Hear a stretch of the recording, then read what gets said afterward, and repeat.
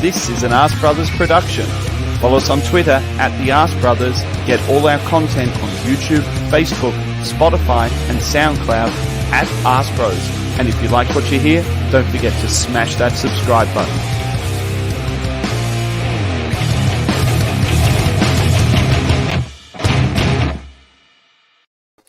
Welcome to this, our highly professionalized ArseBrothers Rantcast, ArseBros O.G, with all new intro video. Toby, what do you think of the intro video? I didn't do it because, as you know, I'm not good at anything.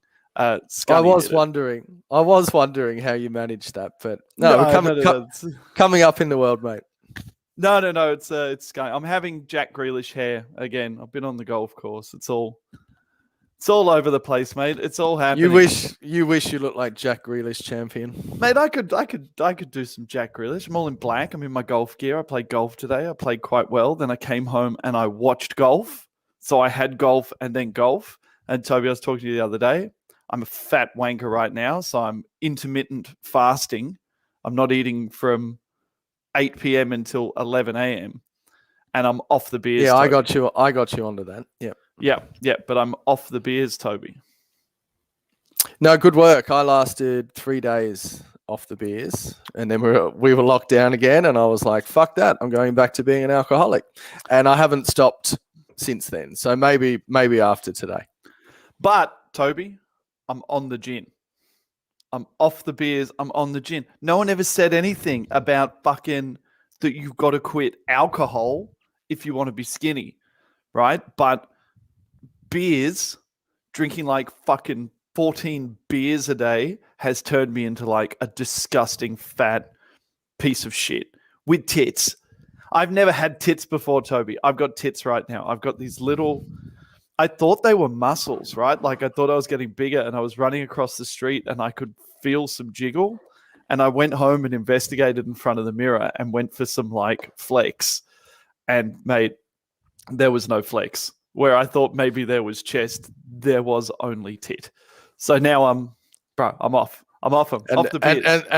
And some chafed nipples as you ran crossing the road.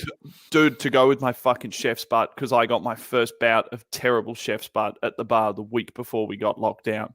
For anyone who's not listening, chef's butt is when essentially, because you work in a bar or in a kitchen and it's a hot, sweaty environment, like you fucking ass cheeks rub together, but not your ass cheeks. Kind of like the bit that makes that pseudo vagina, the bit between your balls and your asshole, your kazif, your the chad. In your comments, what do you call it? Do you call it a gooch? Do you call it a chad? Do you call it a kazif? But anyway, when you're standing up for ages, that kind of forms like a small camel toe, right? And then it rubs. It sweats, and then the ball hair rubs. Yep, as well. And you get chef's ass, which makes you John Wayne. So John Wayning is when you're walking like a Western to stop your butt pussy from rubbing together, Toby. Yep. I used to get it where the butt cheeks joined together as well. So not only would it was in anush territory, but the line down your ass crack where your pants pushed your butt cheeks together. Mate, look, chef's butt, fucking ass chaff. What have we got in here? Ryan said swamp ass. Swamp ass? Maybe that's the thing. I didn't know about it. Butt pussy is another one that's in there. Perennium from Humbo Gumble. Humbo, that's a very scientific medical term from you. I mean, we were really looking for less scientific terms, but coming from you, I'm impressed, Humbo. Thank you.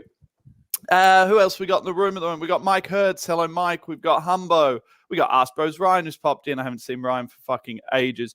We've got Ruthless Gooner, who's sent in a comment saying, I'm a fat piece of shit right now, and I injured my knee at football trials on Sunday. MRI scan tomorrow. Could be a fat effer for a while now. You're going to be a fat effer supporting a shit rugby league team, Den. But you be fat, mate. You be fat. Anyway, Russell Brill's in the room. Hello, Russell. Haven't seen you for a while. Toby, eventually, 5 minutes into the podcast, spoken about sweaty ass. We've spoken about being a fat COVID lockdown piece of shit. Ass chaff. But what actually happened was there was football, Toby. And we watched the football.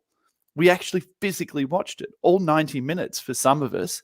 And I think some of the, I don't want to say vitriol, because I don't think there was really vitriol on Twitter. I often talk about like staying off social media, but there was a lot of like real disappointment in the game, in the performances, in the selections, Toby.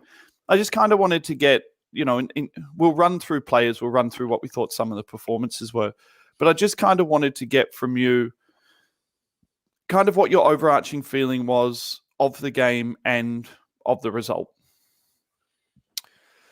I'm going to say I was relatively pleased with the performance because, what we have at the moment is it's almost like a training year where we don't really have to worry about where we finish. We just worry about our performance and what's happening ahead of us. So, look, whether City took their foot off the gas a little bit because they won the game in the first fucking minute, or whether we played pretty well, I'm leaning towards the latter in that. Whether that's reality or not, we can discuss throughout the pod. But I was pretty happy with the performance. Missing Partey in particular, I think was a pretty big deal in that overall display, interspersed with a bit of resting, I think, because we've got the Europa League with one eye on that as well. So I didn't think it was an awful performance by any stretch, and I thought we held our own where other teams have fallen against City before us. What were your thoughts? I was quietly impressed, having lost that goal after 75 seconds. I was quietly impressed that we, coming up against the Man City that are so fluid, that have been scoring goals for fun, with lots and lots of number 10s, with, I guess you could argue, a second string defence still, with Tierney coming back as well and El Sidewaysy in there. I think overall I was fairly impressed at the fact that we lost it 1-0. I mean, we'll get to the bits later on that I was quite disappointed about, substitution selections. We've spoken about this part of Arteta that I'm still not convinced by him. I quite like him tactically. I quite like him structurally, but I don't think he does enough in games to win it. Other than that, I kind of left the game and I thought I predicted 4-1 to City after 75 seconds. I thought that was a fairly solvent prediction, as it looked like they were literally, they were painting with watercolors, Toby, and we were like finger painting with our own shit at the start of that game. Like my son did the other day. Did he paint with his shit? They say that's a sign of brilliance, Toby. No, I left him in the pen and I took a gamble and I saw he's an emotional pooer. So I saw the look of concentration on his face and I was just trying to finish an email and do what I was doing. And he fucked me. There was shit all over the pen, all over the floor, all over himself. Then he was playing with Depew. And then I had to get him in the bath, not have him drown because he's a baby, and then clean up the shit at the same time. So Very once again, we've Toby. stopped talking about football, but watercolors and shit painting. I guess what I'm trying to get at, Toby, is it was pretty apparent. I guess I'll ask this question. It's a question a few people have been asking me, and it's popped up in the comments in a couple of places and on Twitter. Do you think that City coasted that, or do you think we stopped them from scoring more goals? I'd like to think the latter. I read a report today saying that maybe that City had coasted a little bit, but maybe Gundogan wasn't quite as effective today. I thought De Bruyne certainly wasn't as clinical as normal, even if he was good in the first coming back from stanza. From fairly major injury, De Bruyne. Totally. You'll forgive him that. But I thought we stood up fairly well. I thought we had some fairly good performances in parts of the pitch. Defensively, we weren't horrible. I don't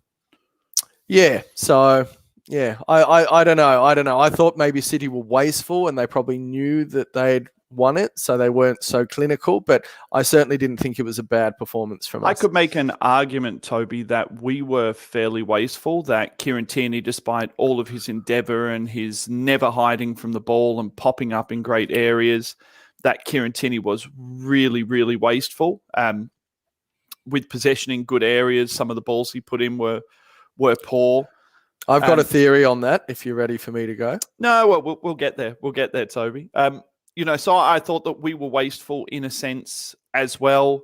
I thought in particular, and I guess we'll go into players, but I thought there was a few opportunities where El Neni could have, like there were runs that Pepe had made, and even Odegaard, who we'll go into, I think was poor in this game, where El Neni just left balls short, really, really, really poor technician on the ball. His way to pass was really poor. And the thing I kind of come out of with that, Toby, is that, yeah, City might have coasted, but there was a period of time in that game where City weren't coasting, where we were shutting them down. You and I spoke about this, Toby. I think and holding a lot of possession at a point as well. More possession than them in the second half, which would lead a lot of people to believe that they were in fact coasting. But I can't see City when they're driving for a prem. I can't see them sitting there against an Arsenal team being like, your shit, have it, which is what people kind of are saying that they were doing. If they did that, Pep would fucking ass fuck them. Definitely. He was fucking losing it because that Russian, is it Russian? They got a Russian? The guy who's their left back. Yeah, Pep was fucking losing it at him like 2 or 3 times for a bad ball. So I can't see them being like, oh, let's sit off and do nothing. No, and I thought some of their covering as well was pretty last ditch. So that wouldn't say to me that you've got a team that's coasting. I think they're pretty, they have a big squad and they got to fight hard to get there. Zinchenko was our man, Toby. I was looking for on City players, Toby, as well. You and I had this chat because John Stones was possibly available for Arsenal in the last transfer window. It was being spoken about leading into that transfer window before he returned to form. And a lot of our fellow ArseBrothers were like, nah, fuck him. He's done. He's shit. You and I were, at the time, both like, well, that's a modern centre-back. They're going to make mistakes, more passing, more ability. To be honest, Toby, if I was doing a man of the match for both teams, my man of the match for both teams was John Stones. I thought he was a fucking animal. Yeah, I thought he was a fair beast, and the way he manhandled Aubameyang a couple of times and wasn't left wanting for much pace. I mean, I know Aubameyang was trying to arc all the way around him, but I thought he was very good. And did you see him progressing? This isn't a Tickle City's Balls podcast, by the way, but did you see him, progressing the ball and some of his forward play, to match some of his quite good defensive work? I thought I was pretty impressed. If we'd got him, though, in answer to your question, we would have made him shit, and he'd be playing First Division right now. I was more alluding to the fact, Toby, that that players with that much talent might go through dips in form, but you put them in the correct systems under the correct coaching. Anyway, you made an interesting comment there, Toby. You said, I don't want to tickle City's balls. Well, I kind of do want to tickle City's balls just for 5 minutes, because I think that if anything, that game showed that you cannot have that many players in a team, being Arsenal. And I'm going to make it a statement here, and I want you to kind of cover off this statement. We have a fucking lot of players in our team who are neither good nor bad. Yeah, well, maybe you could argue the old 7 out of 10 theory, or the rating out of 100, sort of your mid-70s type of thing. Yeah, I would probably, straight off the top of my head, I'll say El Neni is tidy, but just not good enough as an elite player to make a difference, particularly in the final third. He can cycle possession, not fuck up, pass the ball backwards and sideways fairly nicely, but certainly missed a few opportunities.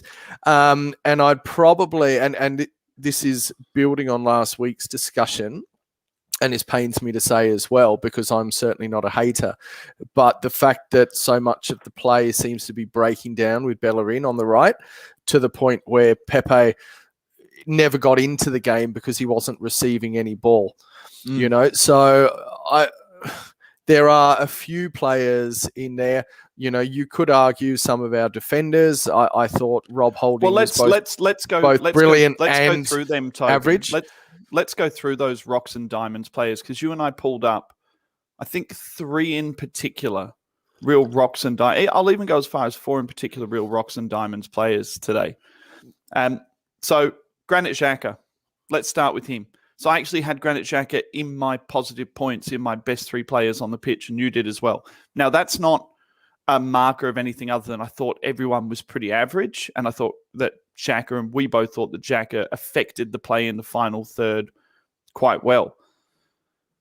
But in saying that, Toby, Granit Xhaka running back towards his own goal today, very divey, very late, very cardy, and very slow. And again, I this leads me into my point, Toby. Granit Xhaka. Is Granit Xhaka a bad player? No. Is Granit Xhaka an elite player? No. I still thought he was one of the better players on the day. I think City would have the ability to make a lot of midfielders, and in particular, like slightly cumbersome, bigger-bodied midfielders look pretty slow and stupid. I like how he's affecting the game, moving the ball forward at the moment. Our left-hand side was highly productive. Our right-hand side was highly ineffective and unproductive. But, I mean, we know he's not elite. We absolutely know that. We don't even really need to revisit old ground. But I thought he opened up the play very nicely. There was a delicious outside of the boot left-footed ball to Tierney, who had a shot. The only thing Xhaka could do in that situation was curl it with the outside of his boot, banana style, and absolutely opened up the middle of the pitch. So we know his faults, his one-footedness, sometimes a tendency to slow the play down. But what we saw is his midfield partner is very influential in the way he plays. I don't think Xhaka played badly. Well, but no doubt, Toby. Xhaka plus Partey equals the top end of Xhaka, as in the highest. If we look at Xhaka as a spectrum, Xhaka plus Partey equals the highest likelihood of getting a good result out of Xhaka. Xhaka less Partey kind of equals the Xhaka that we already knew existed, which is a guy who's quite good at progressing the ball, has a great left boot into the channel, especially when he has very willing runners in front of him, like Saka and like Tierney, as opposed to having an Aubameyang off the left in front of him, who is maybe less willing to run into those channels the way that Xhaka wants to see people. Toby, let's look at his midfield partner today, El Neni, or as Brother Ryan would call him, El Nene. El Nene. Toby, I really, really struggled because I had El Neni in my negative points today. I know you didn't have him in your negative points, but you said that he very easily could have got into your negative points. Toby, the statement I said to you was that El Neni is very good at not looking that bad while being not very good. Correct. And I can't come back to how underwhelmed we were back when Arsene Wenger signed him, when we needed, proper defensive midfielders to come in, and we got a £5 million player from, I don't know, the fucking Belgian league or something, and we were underwhelmed then, and I feel like we're underwhelmed now. And it's not that I don't like the player. He's very, very tidy. He's fairly press resistant, which is probably why he was selected today, with how insane City's press is. But his inability to operate in that elite moment that can affect the play moving forward, and to turn back and start the play again when we were in a position of ascendancy, to me, that's highly frustrating, and it just doesn't come off. And it almost worked today because we were defensively stronger, but I would have loved to see Ceballos come on earlier because we were already down. It doesn't matter if we lose. Let's leave that. Let's leave that until the end, Toby, because we're going to have a chat about Arteta and substitutions and timing and things like that. Look, the thing that I found with El Neni today, and we spoke very briefly after the game, was that I thought El Neni was quite heavily responsible for stifling City's attack. And equal parts, I thought he was really heavily responsible for stifling Arsenal's right-handed side attack. Every time there was an opportunity for him to play a progressive ball to Pepe, who people said Pepe had a shit game. Pepe had nothing. He got fucking nothing today. Yeah. No service, no balls played in front of him. it like just fuck all. So it's Yeah. and I've been known like I've agree. I've I gone agree. after Pepe. I've supported Pepe. I've spoken about him through the middle. I've spoken about him being a mercurial talent. He got given absolutely nothing. That right side didn't work, and a lot of that had to do with El Neni. But he was equally responsible for some of his positioning, block plays, the way he pulled into a back three today, his ability to get out of trouble and recycle possession was all very good. And I said to you, I'm like, I was in this moment with El Neni where I was like, do I give him a +1 or do I give him a -1?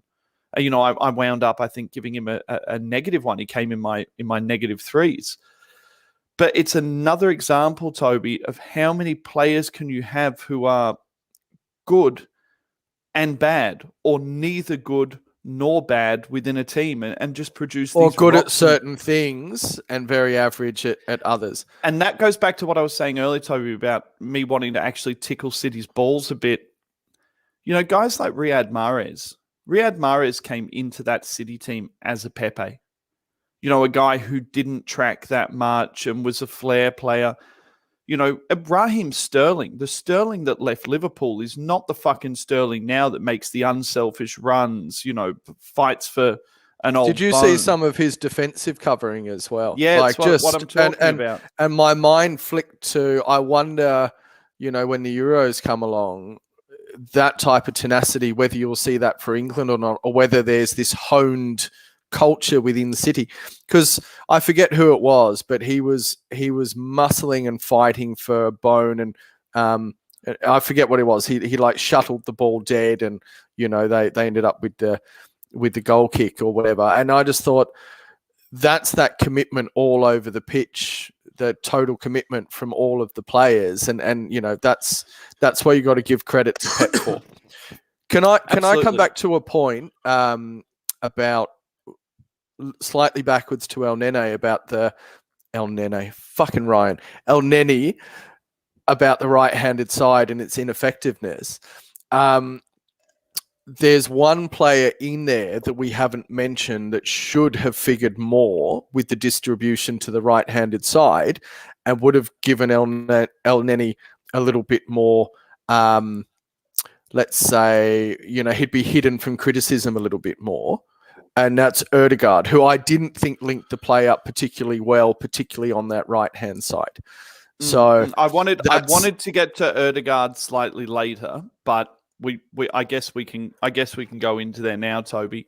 I'm just drawing the link with El Neni in the right-hand side. That's why. Okay. Well, let's bench Ødegaard because I want to come back to him later because I think that's a bigger point in itself, and I just want to finish off these players who had kind of 50-50 games for me at the moment. But I agree, Toby, there was a chain reaction throughout a lot of the players, and I struggled to work out which player being poor triggered that chain. But there were lots down that right-hand side that didn't operate. So the next player I want to talk about, Toby, was Rob Holding today.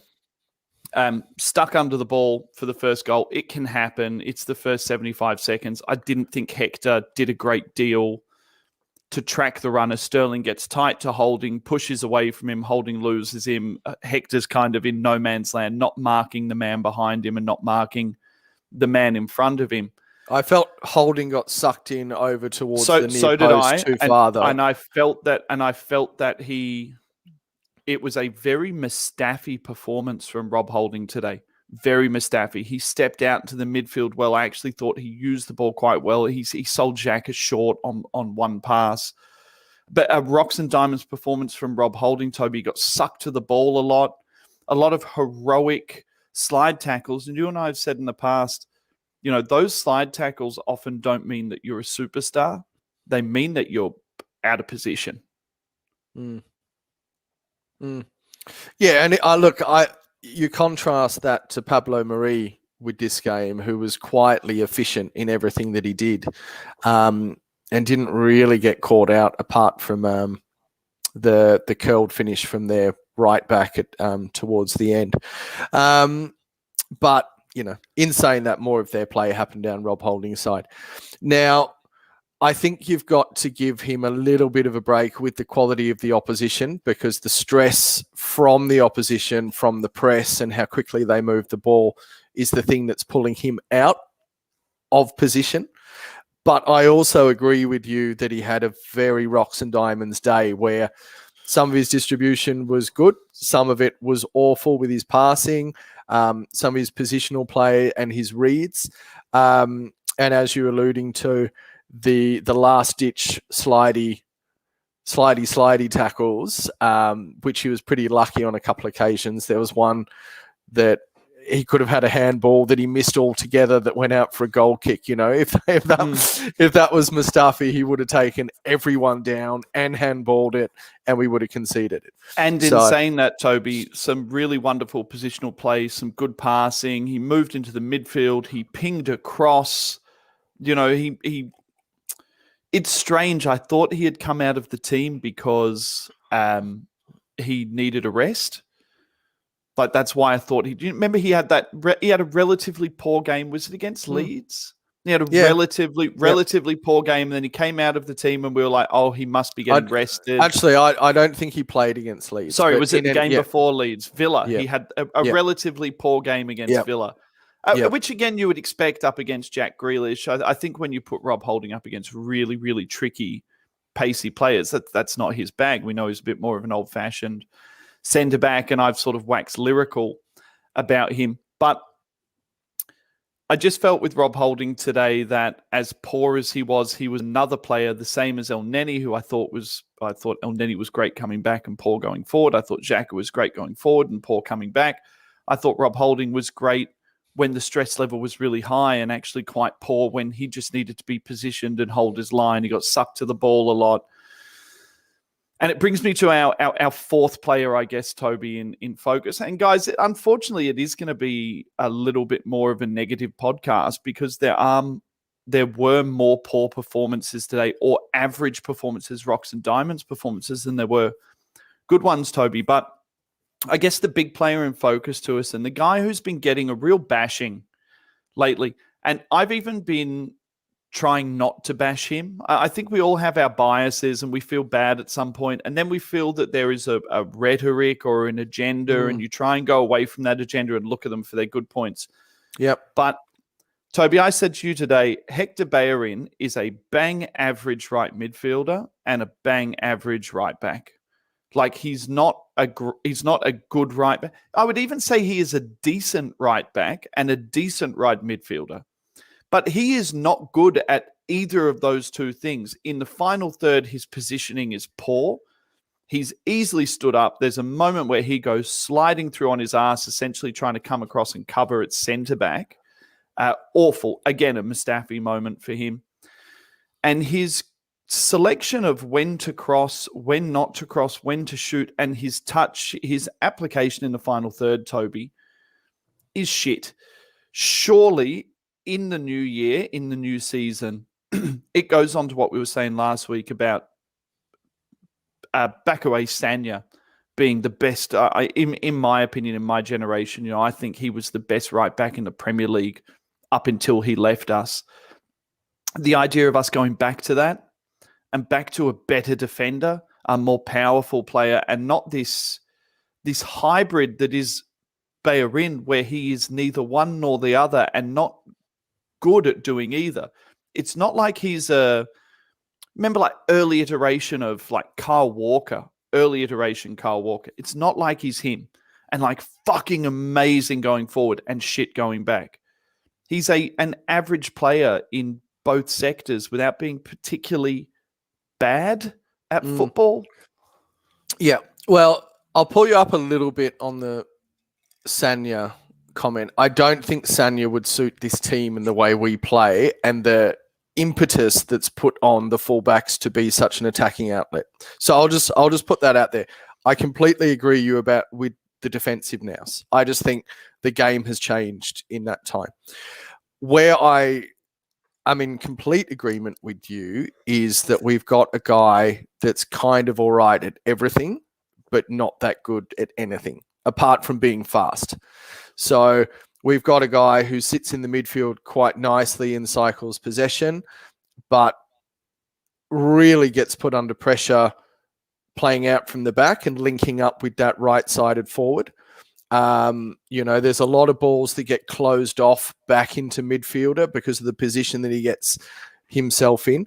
So a lot of our playing out from the back, our exit strategy breaks down with him, and then a lot of our third play either slows down, breaks down, or doesn't beat the first man with him. So what we're becoming is a more and more left-sided biased team because we're carrying that player. I really thought he missed Saka in front of him because I think Saka's more able to create something from nothing, whereas Pepe I felt that he got isolated by both Bellerin and Erdegaard and El Neni as well. Yeah. So I'm going to agree with you on this. I ain't no bloody Bellerin basher. I've loved the kid for a long time, and I've really hoped that he would make it. But sometimes there becomes a natural progression where it's good for everyone if someone has a new challenge. And I'd like someone with a little bit more power and end product, because like we're saying, he's not secure defensively enough, and he's sure as shit isn't. And I know he scored the other day, but we're talking about a lot of time on the ball in that area, not affecting the game enough in the final third. The game doesn't seem to open up in front of him like it did when he was affecting the game pre-ACL, where he would cut back inside and shoot on his left. That was really his one move. Even in the Emery time when he was getting to the byline, he doesn't get to the byline anymore. He doesn't overlap. He gets to the wing. He gets past the halfway line. He comes back inside. He's like an inside channel wing back. And when he does get to the outside, I mean, Manny put up a thing saying he's an awkward runner. He's not that fast either. I don't think that he's not that fast anymore. I don't think he's got the acceleration off the mark that he used to have anymore. It's more Do power. you remember when Torres did his ACL? Yep. Right? And he lost the half a yard. Yep. Yeah, because Torres was the fastest in the league over 5 yards. Like his holding off on a shoulder and going, he would just be in space and be like, he's offside. And then he's onside. The Man U goal where they spanked him 5-0 away. Yep. There was a really great, people know I love Theo Walcott, but there was a really great Twitter thing. There was like an interview with Theo Walcott, and they were asking him what the biggest thing coming back from his ACL was. And he said he was actually still running the 40 in the same speed or close to the same speed, but his 0 to 20 speed had dropped. He couldn't get off the mark because the fear with the ACL is so great. And I feel like with Bellerin, there's got to be something about his ability to pop. Like, I think once he gets up to speed, he's still fast. But anyway, Toby, let's move forward, right? So I think we can both agree that there's a lot of players in that team. We've spoken about a lot of players in that team. Just actually quickly before we move forward, this isn't mine. I kind of half thought it, but someone online actually put it out there. He said Thomas Partey made Saka a better right winger, made Bellerin a better right back, and made Xhaka a better central mid partner. And I think that's a really interesting concept, that El Neni piece in there, or what has been replaced by that Ceballos piece in there. I think when Bellerin looked like he was coming back to some form, Partey was there.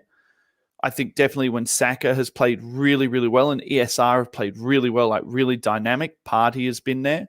It's allowed Xhaka to play the left corridor space and concentrate on the left corridor space. Yep. And with El Neni, because he doesn't have that release ball, it just made that right-hand side so impotent. But it brings me to the guy I want to talk about next. You touched on him before. And it's interesting because he's looked good in that position with Ceballos behind him. He looked particularly poor in this position today with El Neni behind him. And my actual note that I wrote down about Odegaard, Toby, was during the game, I said, that's a guy who's trying to play a La Liga pace in a Premier League game. Yeah, I mean, he was maybe lacking half a yard of thought rather than like explosive pace. I haven't thought physically he's been that far underdone. I just think he needs to operate that split second. That's what quicker. I mean, though. La Liga, I think you have more time to pick the pass, and I think in this game he just got caught out very slightly and not doing what ESR has done so well for us, which is go. Well, I think I know that ESR needed a rest. Injury record, Europa League, whatever you want to call it, the fact that ESR had been pushed out to the left to accommodate Ødegaard, I didn't have a huge problem with it because it was kind of providing Ødegaard with an opportunity to get himself settled in to the game. Now, he had a funny game because I thought he looked both really good and technically secure, but like the game kind of got away from him and he just shrunk a little bit as the game went on. You know, once again, we have to caveat that with the quality of the opposition and the quality of the press and the way that they protect their backline as well, I thought was particularly admirable. But things just didn't come off for him, and he also gave the ball away a number of times. So I think, you know, you've got a young player, maybe their confidence drops a little bit, they're feeding their way in. But that's exactly what ESR was doing before he got repositioned. And it would have been really good to see ESR a little bit earlier because I thought we really, you know, I've said it already, we lacked down that right-hand side. I thought Aubameyang didn't really get fed through. You know, I mean, Aubameyang was incredibly poor with his back to goal and those lazy layoffs. It was disconnected again, Toby. It was disconnected between Aubameyang and the midfield again. And I actually said this against Leeds when we played ESR, Ødegaard and Saka. I actually said that Ødegaard was coming deeper to actually exchange with the midfielders, almost coming back to make that midfield 3 to split the midfield 2. And then we were getting this cool overlap where ESR was coming back inside and the width was being created by Cedric. And it was kind of giving us like a 4-1-4, like kind of a weird fucking fluid thing, I guess. I try not to get caught up in formations, Christmas trees, you know. What's that movie with the fucking guy, the manager movie where he writes his team name on the back of the cigarettes. I forget the name, but 4-4-2. We're playing 4-4-2. We're playing the Christmas tree.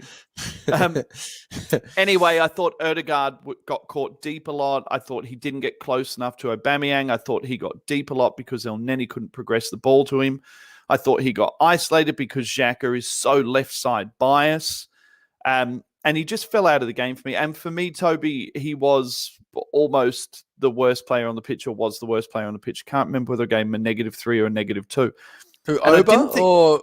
No, Ødegaard. Ødegaard. Oh, I gave him either a -2 or a -3. I gave him that's it. I gave him a -3. I don't, you know, and this is certainly that I don't think he's going to be an excellent player. I just think he was probably the weak link of the day. Yeah, but the thing I'm saying is I can't work out whether he was actually a really weak link or whether he was... I'm just looking at my 3-2-1s. I couldn't work out whether he was actually a really weak link. I think he was a weak link, but I'm saying I kind of felt this whole thing was a chain reaction from back to front. And it reminded me a little bit of kind of how we'd been in the past. Because really, Toby, for me, people talk about Saka being the catalyst to changing this team's fortune. And Saka moving to the right, was a bit of a catalyst. The thing that changed this team's fortune was Emile Smith-Rowe and how that affected the midfield. And I think how Partey affected the right-hand side attack and that relationship with Saka and how that grew Bellerin, how that grew Xhaka, because Xhaka was further forward, not worrying about turning around and facing his own goal.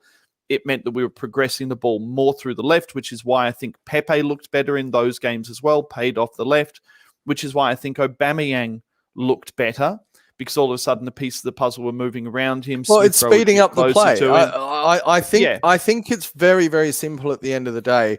ESR makes it look deceptively simple with his clever first touch, but he also doesn't overcomplicate stuff. He moves it very, very quickly.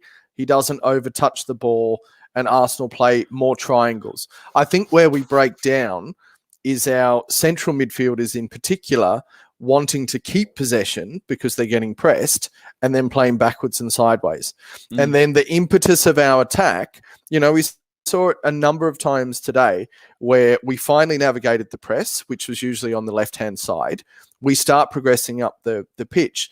Now, if we get to that point where it slows down, which was usually on the right, City come back, they reposition in their banks, and then we're fucked. Then we go back to Rob holding and we start again. And by that time, the attacking play has already finished. There was only one attacking opportunity that I really, really loved. There was Aubameyang put on the afterburners from about the halfway line when Saka had been released by, I think, Tierney or Xhaka, I can't remember. And Aubameyang absolutely threw on the afterburners. Like, I haven't seen him run so fast and long. It's a reminder of how quick. Like a gazelle, Toby. Like a gazelle. Barely even touches the grass. All right? But Saka just had his blinkers on a little bit and didn't see the run where he could have fed in, and he ended up passing it over to the right-hand side. And just for a change, it broke down with Bella and Pepe. Oh, Pepe. So anyway, I feel that side of our game was a bit poor, and we just need to speed up that quickness of thought.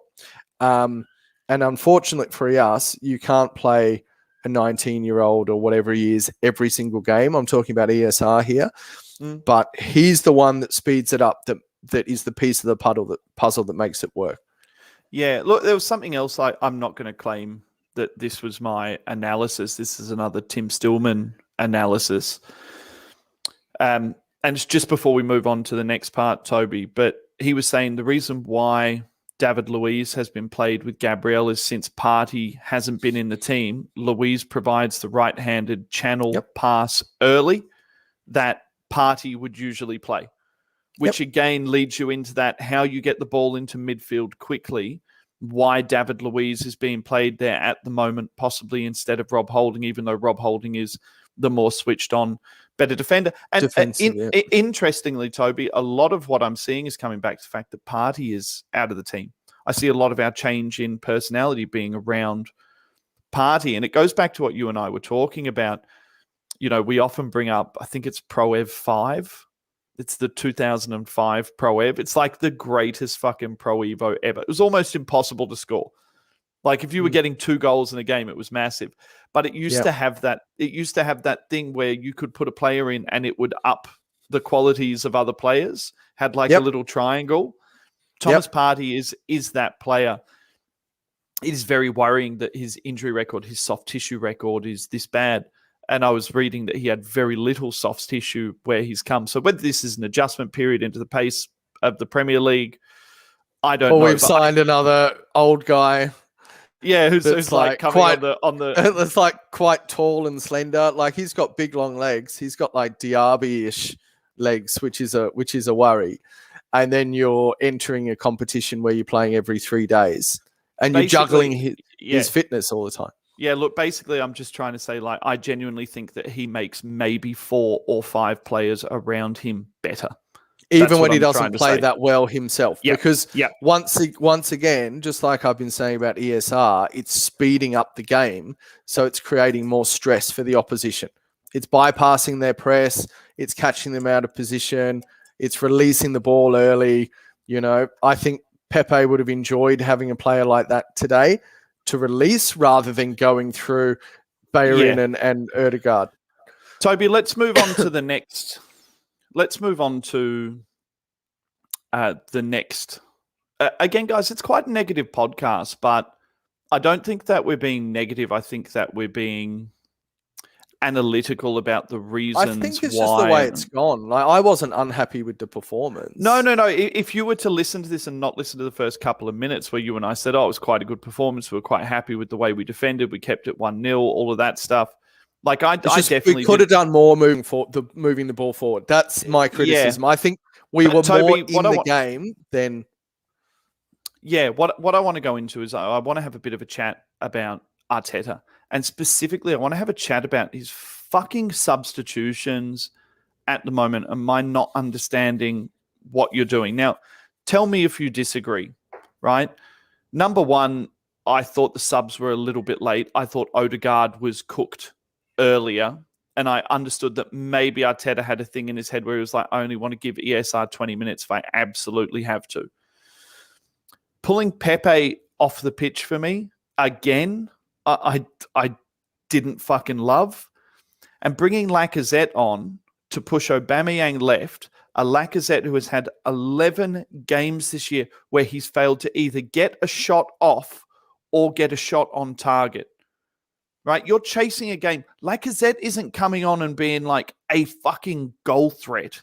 Right? In fact, I would say Lacazette, almost I would have maybe liked Lacazette to play this game because I feel like he would have maybe done a bit more than what Aubameyang did. He's more likely to come into the middle, make an extra player. Maybe he releases Ødegaard, maybe he releases Saka, whereas you had Aubameyang really floating up the top.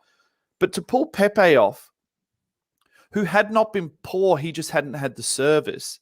To stick which Aubameyang, means he was probably less tired because he hadn't touched the fucking ball that much. I know, then to put Aubameyang out on the left, where we know what we're going to get out of Aubameyang out on the left, and to put Lacazette through the middle and to give ESR those minutes. And then for me, the crowning thing was I was yelling to get Ceballos on, Toby, screaming at the TV to get Ceballos on because I was like, just get someone on who wants to take a touch and maybe beat someone, maybe Cruyff turn someone, maybe beat a press.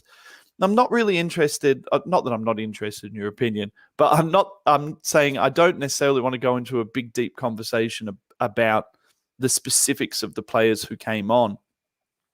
But just kind of what you think about the idea or the concept that Arteta is not a fantastic in-game manager.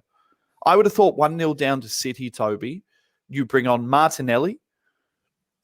Maybe you bring on Martinelli, ESR, you leave Pepe on. I even would like to have seen like Oba pulled off and Martinelli put up top. ESR thrown onto the left, Ceballos thrown in there. I just feel like the subs were, other than the fact that Willian didn't play, the subs were predictable and the subs were late. Yeah. The thumbs up were Willian not coming on the pitch, by the way. I agree with everything you were saying. Maybe apart from playing Martinelli up top, I think is probably a too big a game to trial that. But absolutely, keeping Pepe on because he wasn't involved in the game. Whether you could say he was marked out, I'm not so sure. I think it's more our internal problems. Keeping Aubameyang up top, that's what you need when you need goals anyway. And I certainly would have put Martinelli on the left and ESR in the middle because I think straight away that that provides you pace, and I don't mean just running power. I mean like pace on the ball, quickness of thought, tenacity, all of that type of thing. Or you just sub off Oba for Laka because I really don't feel that putting him on the left with Laka running in bloody quicksand in the middle, I just didn't see how that would that was going to work. The lateness of the subs I also have a problem with. So we're not providing, ESR got 15 minutes from memory to change a game. I don't think that's enough. And I also thought I was feeling like El Neni was letting us down from an attacking point of view 60 minutes onwards, where we, it doesn't matter if we lose 3-0 or 4-1. It really doesn't matter. 1-0 makes no difference, especially when you kind of have a against City, it's kind of like a free hit. Like you're not expected to win anyway, particularly when they're in this level of form. So now some of these subs actually play these players out of form. So what's happened to Martinelli? Like he was like our fucking wet dream when he came back out of the blue against Chelsea. And then, and then he was a naughty boy. He was a naughty boy and against didn't do Man what U, he was told and got pulled. Yeah. And he got a smack bum and he's been in the naughty corner ever since. And so I think Arteta's a bit like that, Toby. I think Arteta's a bit of a disciplinarian, more so than what we see. I think I think he's very, very training based. You do the right things in training. You do the right thing when you go out. You hit the areas that I Hence tell why you to hit Willian gets so many games. when I tell you to Yep. hit them. And I just get the feeling that he's either saying to Martinelli, like, you might be the hot shit, but if you don't hit the areas that I want you to hit, you're not going to play. Go show it to me in training. And that's what I hope. I hope it's not some kind of Wengerian, I've got 11 players or I've got 12 players and that's who I'm going to play and you're not in my plans, because that would be devastating. But I don't believe that's the case. No, look, it's a hypothetical response, but I believe entirely with what you're saying. All right. I think he did the same thing to Mainsley. Mainsley couldn't step up to the plate when he was challenged. It happened a couple of times. He did the same thing to Ozil. I can't believe I'm even talking about that prick. So I think he's got priors with that and what he's done. Potentially Reece Nelson, who may be dead. We don't know. So there's he could legitimately have his face on a milk carton somewhere, like missing. Yes, Nelson. Have you seen this man? Last seen at London Colney. Yeah. So I think you're right. I think Arteta is a disciplinarian. We've seen that with your Torreiras, your Guendouzi's. They're already gone. We've actually already forgotten about them. We don't think they're coming back. So there's a certain level of culture. And whether we make those comparisons again with Pep, and I realize they're lazy and easy comparisons to make, but, let's make them all the same. So I don't have a huge problem with it. If you hold someone back to the point where they're like full blue balls, you've cock teased them for that amount of time, you finally let them go and they just explode. So I'm talking figuratively, both in terms of spoof and in terms of exploding on the pitch.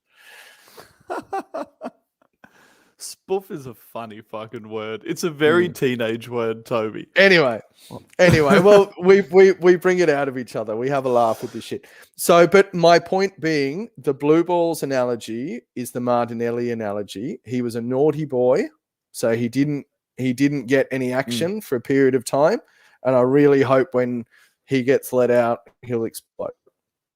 Yeah, look, Toby, look back to Pep. Look back to Pep with Aguero. Pep dropped Aguero. People thought Aguero was gone. I think Real were looking at him and he was like, no, you will not just stand there and wait for the ball to come to you. There is an expectation of A, B, and C. There's no doubt that Arteta has brought that with him. There's no doubt that Arteta obviously lauds and prioritizes hard work, technical awareness, structural culpability, like all of those things are something that he obviously really believes in. And then when you bought someone like ESR, and the funny thing is everyone said, oh, well, ESR is such a free-flowing player. He's that jazz piece. I completely disagree. I think ESR goes exactly where ESR needs to go when he needs to go there, because these kids have come through London Colney. They were in there and all of the pieces of the puzzle in there when these kids were coming through at 6, 7, 8, 9, 10, 11, 12. That was Wenger building 10s and building pass and move players. I'm sure like if Manny's in the room, he'll be like, oh, Wenger's shit, fuck Wenger. There's lots of people on Twitter who are like, oh, Wenger's shit, he stayed too long, fuck him, all this shit. I still think that at our core right now, the thing that we've been missing is a little bit of the pass and move and jazz. And I said to you after watching the City game, Toby, the way they one-touch moved the ball, baited defenders, little pullbacks, knew when to speed up and slow down the game. The way City did that today reminded me a lot of Wenger's best tiki-taka teams. And you said to me it reminded you of the Wenger teams and it reminded you of Pep's Barcelona team. As well. But I mean, don't forget that when Pep's Barcelona tiki-taka team was going, that was when Arsenal's Rosicky, Fabregas, Hleb, we were trying to copy them. Yeah, and that was when we were like pass the ball into the back of the net. I just think there's something to be said about that and about the structural pieces, and it's why I still have some doubts around Arteta. I'm most certainly not Arteta out. I'm most certainly not even anything against Arteta. I just worry, and I look at that team sometimes, and I look at a lot of players who are very structurally set in very specific positions, doing very specific things. And when it doesn't work, it can come off as repetitive and boring. I don't think I've nearly fallen asleep in as many second halves of an Arsenal football season as I have done this season. I think it's the over-structuralization of football in general rather than Arteta himself. So I'm certainly not as far gone as you, or wouldn't go as far as to make those comments of not being sure of Arteta. Where I am thoughtful of his actions are the conservative nature of subs and not going after a football game. Steve just commented, no hot wings this week, boys. So I completely missed you.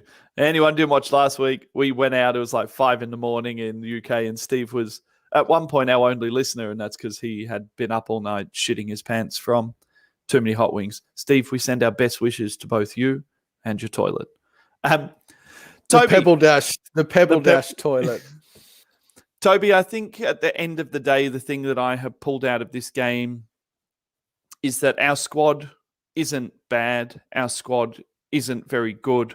We have a lot of players who I think if you were giving them FIFA ratings are kind of like low to mid 70s. I feel like we've got a lot of like 72 to 78s in our team right now. I think Bellerin would fall into that category. I think Xhaka would fall into that category. I think El Neni definitely falls into that category. And I think, unfortunately, you can get away with having one of those players in your team who's a real hard-working piece of the puzzle that does a specific job. I'm thinking Gigi Van Aldum, I wouldn't rate higher than a 78, but, for Liverpool, he did a very specific job.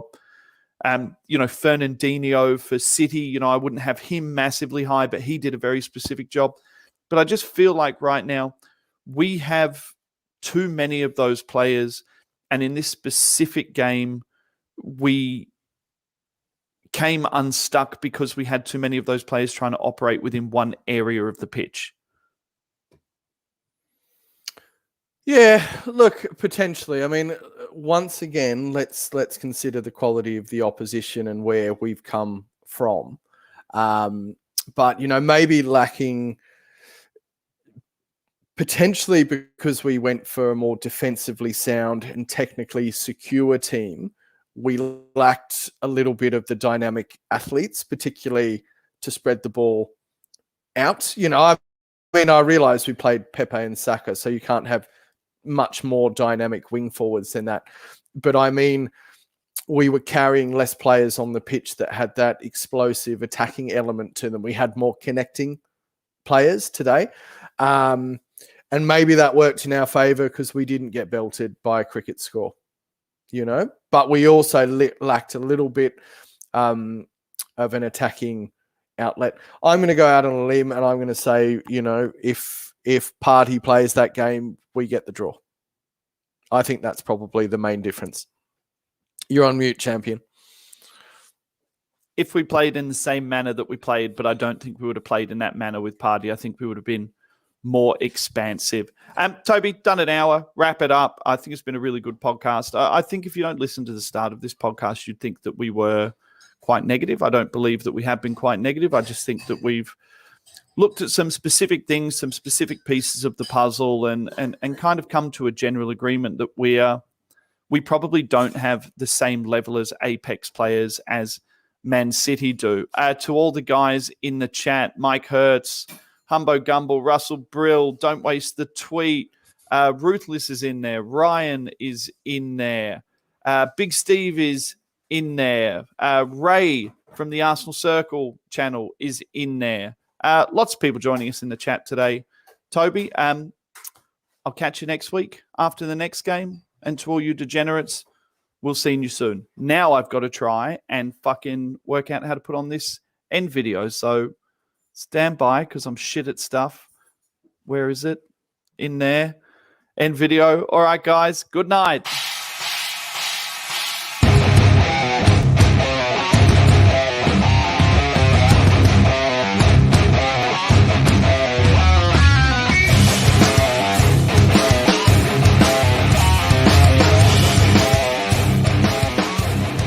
This is an ArseBrothers production. Follow us on Twitter at the ArseBrothers. Get all our content on YouTube, Facebook, Spotify, and SoundCloud at ArseBros. And if you like what you hear, don't forget to smash that subscribe button.